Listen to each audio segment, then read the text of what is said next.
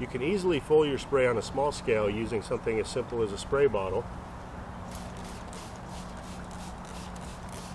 Or you can use a pump sprayer like this. This is better for a larger garden.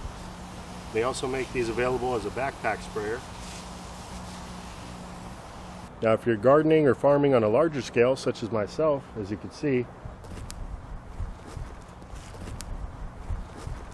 and we've got quite a bit of territory now to cover.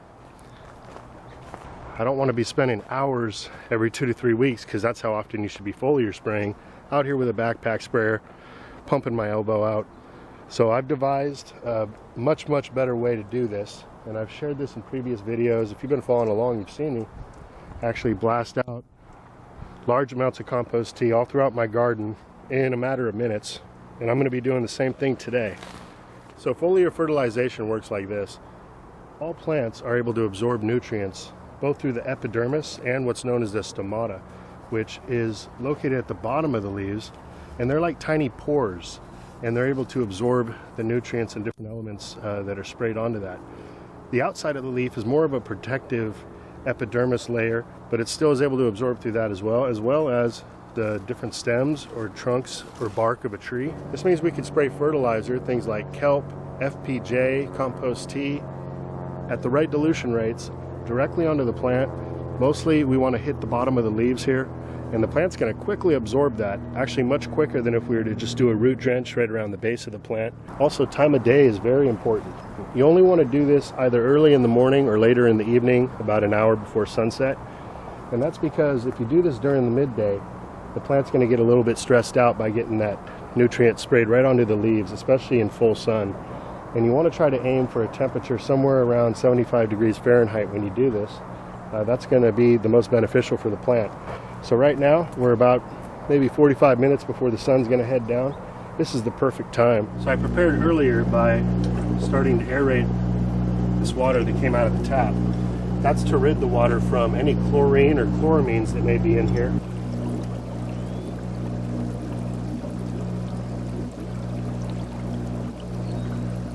Here's the commercial air pump I'm using. Nice little workhorse there. So this has been aerating for 24 hours now, and I'm going to be adding some FPJ juice, fermented plant juice, into here and dispersing it through a transfer pump all throughout my garden. And here's the transfer pump. This is a Wayne 1/2 horsepower utility pump. Just going to quickly prime this with some water.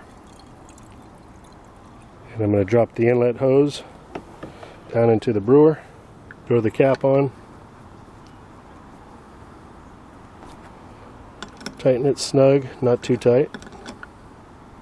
I'm using a 100-foot rubber Craftsman hose, and this is the style spray nozzle that I prefer when blasting any type of liquid out of the brewer.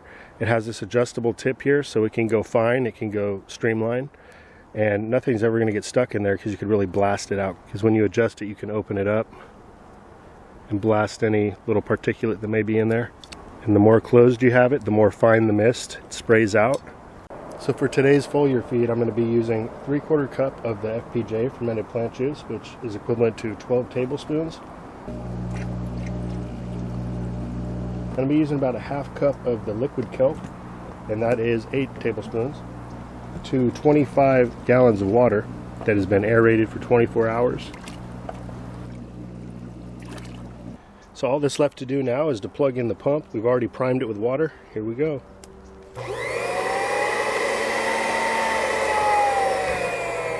I will adjust this flow so you can see what I'm talking about. See that?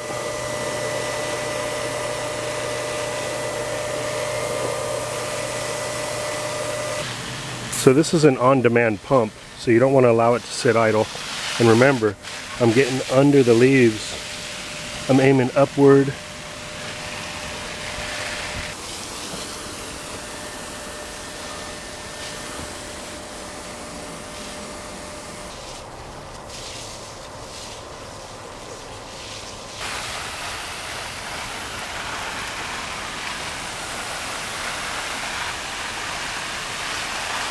You could also just do a root drench with this method as well.